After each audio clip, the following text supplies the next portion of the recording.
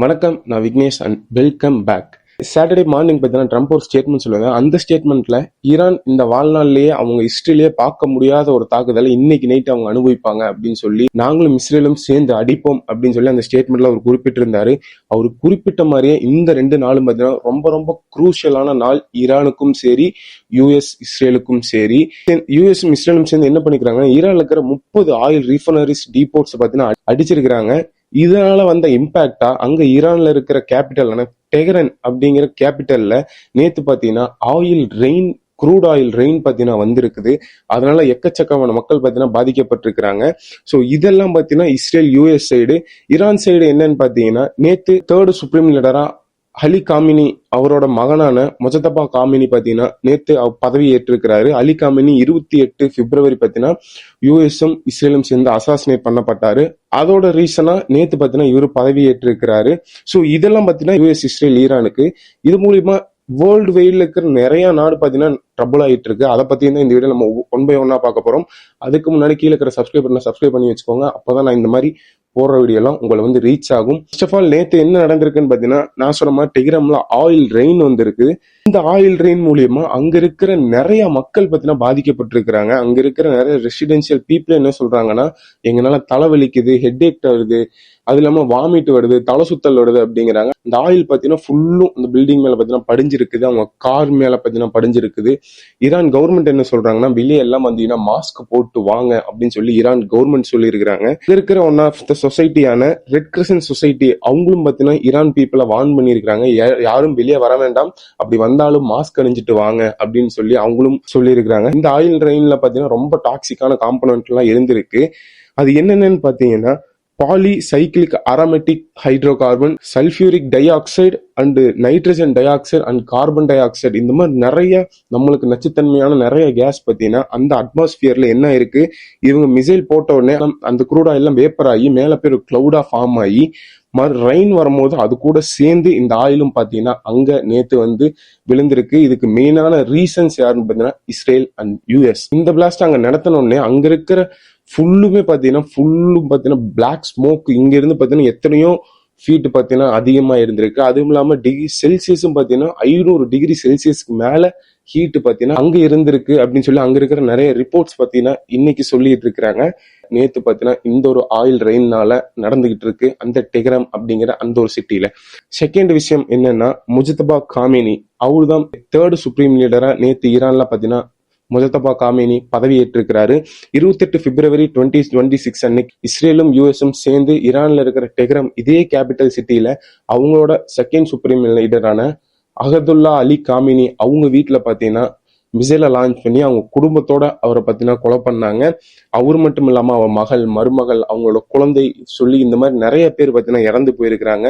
இதன் ஒரு விளைவாக தான் இன்னைக்கு 3வது சுப்ரீம் லீடரா முஜதபா காமினி அவரோட 2வது பையன் முஜதபா காமினி பாத்தீங்கன்னா சுப்ரீம் லீடரா அங்க பதவி ஏற்றுக்கிறாங்க.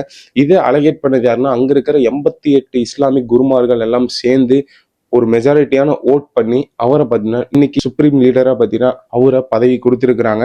இந்த சுப்ரீம் லீடர் அப்படிங்கிற பதவி ஈரான்ல எப்படின்னா அங்க இருக்கிற ஜுடிஷியல் சிஸ்டம், அப்புறம் அங்க இருக்கிற பிரைம் மினிஸ்டர், பிரசிடென்ட், இவங்க எல்லாத்துக்கும் மேல மெயினா அங்க இருக்கிற நியூக்ளியர், அது மட்டும் இல்லாம ஆர்மி ரிலேட்டடான எல்லா விஷயங்களும் இவர் தான் எடுப்பாரு. ஸோ இதுதான் சுப்ரீம் லீடர். ஸோ இப்படிப்பட்ட பதவியை தான் நேத்து முஜதபா காமினி அவருக்கு பாத்தீங்கன்னா நேத்து வழங்கப்பட்டிருக்குது.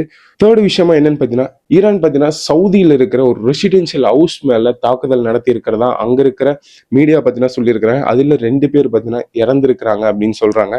இதை ஈரான் சைட்ல இருந்து என்ன சொல்றாங்கன்னா, நான் அங்க இருக்கிற ரெசிடென்சியல் ஹவுஸ் எல்லாம் நாங்க டார்கெட் பண்ண கிடையாது, அங்க இருக்கிற ஒரு ஏர்பேஸான பிரின்ஸ் சுல்தான் அப்படிங்கிற இந்த ஏர்பேஸ்ல தான் நாங்க டார்கெட் பண்ணோம்.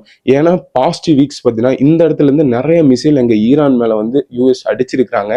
அதனால நாங்க இந்த இடத்துல டார்கெட் பண்ணோம் அப்படின்னு சொல்லி ஈரான் சைட்ல இருந்து சொல்றாங்க.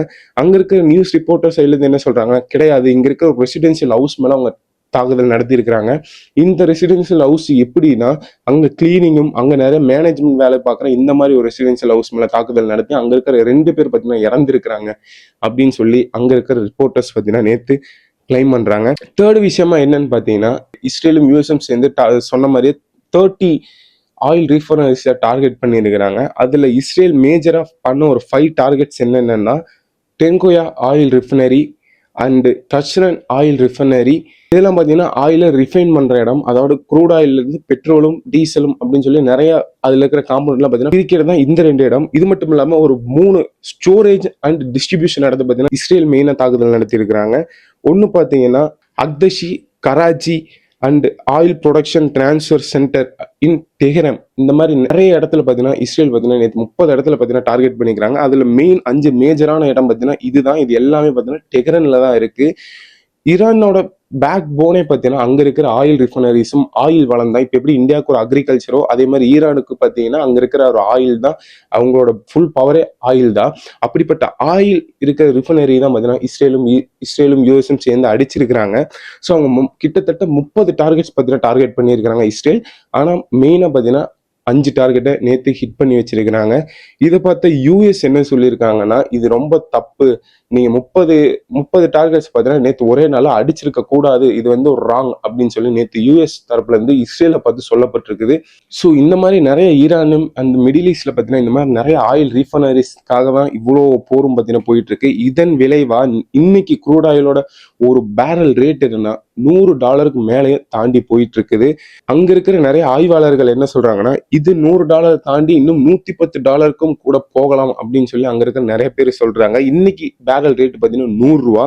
இதன் விளைவா இந்தியா கொள்முதல் பண்ற ரேட் என்னன்னா $90 பார்த்தீங்கன்னா இந்தியா இன்னைக்கு கொள்முதல் பண்ணிட்டு இருக்கிறாங்க. நம்ம பக்கத்து நாடான பாகிஸ்தான்ல இன்னைக்கு இந்த ஒரு வாரம் மட்டும் 21% பார்த்தீங்கன்னா இந்த டீசல் பெட்ரோல் விலை பார்த்தீங்கன்னா இன்க்ரீஸ் ஆயிருக்குது. பெட்ரோல் பிரைஸ் பார்த்தீங்கன்னா பாகிஸ்தான்ல 321.17 PKR. அது மட்டும் இல்லாமல் டீசல் பிரைஸ் பார்த்தீங்கன்னா 335.86 PKR. இன்னைக்கு ரேட்டு பார்த்தீங்கன்னா பாகிஸ்தான்ல பெட்ரோல் ரேட்டு இன்னும் மேலே போக வாய்ப்பு இருக்குது அப்படிங்கிறத நம்மளுக்கு ஒரு நிதர்சனமான உண்மை. அது மட்டும் இல்லாம இந்த சுப்ரீம் லீடர் பதவி ஏற்றிருக்கிறாரு. இதுக்கு முன்னாடி ஒரு 3 டேஸ்க்கு முன்னாடியே இஸ்ரேல் ஒரு வார்ன் பண்ணி இருக்கிறாங்க, இனி எந்த லீடராச்சு சுப்ரீம் லீடர் அந்த போஸ்டிங்ல உட்கார்ந்தீங்கன்னா உங்களை நாங்கள மறுபடியும் அலி காமேனிக்கு நடந்த மாதிரி உங்களுக்கும் நடக்கும் அப்படின்னு சொல்லி இஸ்ரேல் ஓப்பனா வார்ன் பண்ணி இருக்கிறாங்க. ஸோ இந்த வாரோட ரீசன் தான் என்ன அப்படின்னா மெயினா அங்க இருக்கிற இந்த இஸ்லாமிக் ரெவல்யூஷனை நிறுத்தணும் அப்படிங்கிறது தான் இந்த யூஎஸும் இஸ்ரேலுக்கும் மெயின் ரீசன். அது மட்டும் இல்லாம அங்க இருக்கிற ஆயில்ஸை இவங்க கண்ட்ரோல் பண்ணணும் அப்படிங்கிறதும் இன்னொரு மெயின் ரீசன். அது மட்டும் இல்லாம ஈரான் தான் அங்க இருக்கிற மிடில் ஈஸ்ட்ல ஒரு பெரிய கண்ட்ரி, பெரிய பவர்ஃபுல்லான கண்ட்ரி ஈரான். ஆனா ஈரான் இருக்கக்கூடாது, இஸ்ரேல் தான் இருக்கணும் அப்படிங்கிறதான் ஒரு மேஜரான ஒரு ரீசன் தான் இந்த ஒரு வாருக்கு. ஸோ இதுதான் Day 9 அண்ட் Day 10ல நடந்த விஷயங்கள். இது நாளைக்கு என்ன நடக்குது அப்படின்னு சொல்லி நாளைக்கு நான் இன்னொரு வீடியோல உங்களை வந்து சந்திக்கிறேன். Until then bye from Vignesh. நான் அடுத்த ஒரு நல்ல வீடியோ உங்களை வந்து சந்திக்கிறேன். பை.